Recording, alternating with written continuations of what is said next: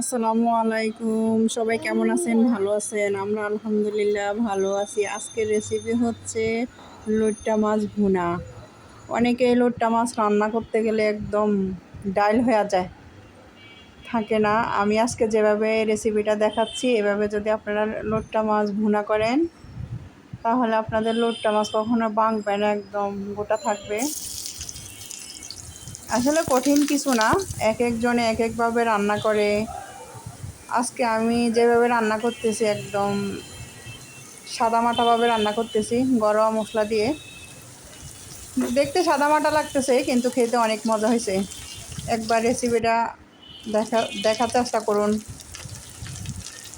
তরকারি বা মাছ, যে দ্রব্যমূল্য, যে দাম হচ্ছে সব কিছুর, আল্লাহ, আমাদের মতো মধ্যবিত্ত মানুষের অনেক কষ্ট হয়ে যায়।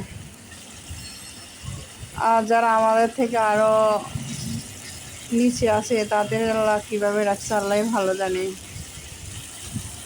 একদম নর্মালভাবে রান্না করতেছি, দেখছেন কালারটা অনেক সুন্দর হয়েছে, তাই না? ভালো করে মশলাগুলো সব দিয়ে কষিয়ে নেবেন। তারপরে কাটা লইট্টা মাছগুলো দিয়ে দিলাম, দিয়ে ভালো করে মশলার সাথে মিক্স করে নিলাম।